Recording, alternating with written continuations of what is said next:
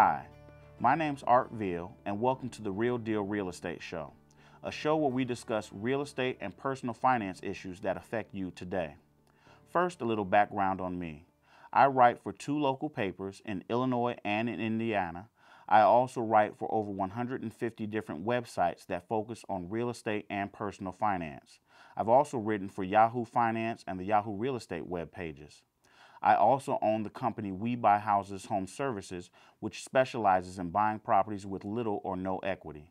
I have over 15 years real estate experience, and hopefully I can help you answer some of the questions you may have about real estate. So let's get started. All right, so today's topic is 5 ways to increase the appraisal value on your property when you're selling. A lot of families have to go through an appraisal when they're selling their home because that's part of the bank's process when someone's getting a mortgage to buy a new home. If you've ever been through the appraisal process, then I'm sure you know how frustrating it can be to go through the entire process of getting a mortgage and then find out that the appraisal didn't come in where you expected it to. So here are a couple of tips that will help you. They don't guarantee that you'll get the top appraisal value, but they will definitely help you get the best look or best feel out of your appraisal when you're getting your appraisal done. The first step is to make sure that your home is clean.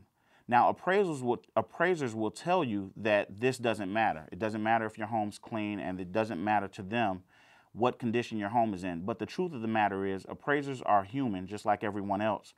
And I don't know about you, but if you've ever seen a dirty home compared to a clean home, you always have a better feeling about a clean home compared to the dirty one.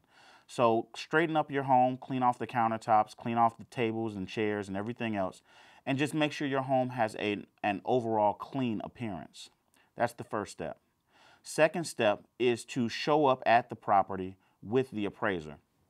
I've dealt with a lot of sellers that have gone to their appraisal and they had to work, so they had their children or a friend of theirs show up at the appraisal. And in my opinion, it's best that you actually go to the appraisal and meet with the appraiser. You can kind of get an idea of what the appraiser is thinking. You can kind of point out different things that are advantages or that you believe would be beneficial to the appraiser. And so those things will help you with the appraisal. The third step is to fix cosmetic repairs. I am really not that concerned about major system repairs. It's assumed that if you're selling your home, the major systems work. But appraisers do look at cosmetic repairs when they're giving you an appraisal. They usually look at things like if they see broken countertops or chipped paint or chipped flooring as something that can affect the value of your home. And you want to put your best foot forward when you're selling your home. So fix these minor things that don't cost much to fix, but a lot of people overlook them because they assume the appraiser won't see them, and the appraiser really does look at those kinds of things. The fourth step that you need to do is something that is very important. It's not mandatory, or the appraiser won't say they can actually do anything with it, but it definitely helps. And the fourth step is to show the appraiser comparables of other properties that have sold in your area. What you want to do is you want to get on the internet and you want to visit a site such as Zillow.com, and you want to look at what other properties in your area are selling for. This will give you a very good idea of what you can expect to get for your home when you get your appraisal done. You want to look at homes that are similar in size, and you want to look at homes that have sold within the last 6 months. If you can't find properties that have sold within the last 6 months, you can move back a little bit further, but anything over 1 year is considered not an accurate comparable for an appraisal. You also want to make sure that the property is within a half-mile to 1-mile radius. Anything outside of a half-mile or 1-mile radius would be considered too far for an appraiser to use as your comparable.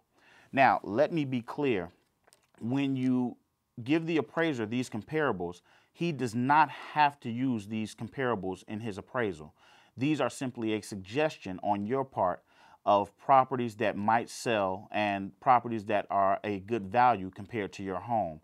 The appraiser is still in charge of the appraisal, and he makes the final decision as to which properties would be included in the appraisal.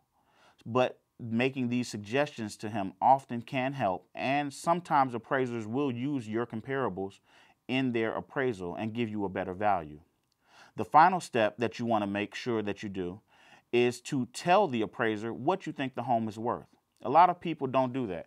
A lot of people assume that the appraiser will know that they're trying to get this amount and assume that the appraiser is going to give them that amount, but it never hurts at the appraisal to just mention to the appraiser, I think the house is worth this. And the appraiser usually won't give you an answer. He won't say, yes, I agree, or no, that's not true. But it will stick out in his head and it will remind him that this is the number that you're trying to get for the property. While you may not always get that exact number, you probably will come pretty close if you let him know. And besides, it never hurts to ask. So to check out more tips on how to get the best value for your appraisal, check out our website at www.sellonterms.com. Sign up for our blog and there will be additional tips on things you can do to increase your appraised value when you're selling your home. Thanks, and until next week, goodbye.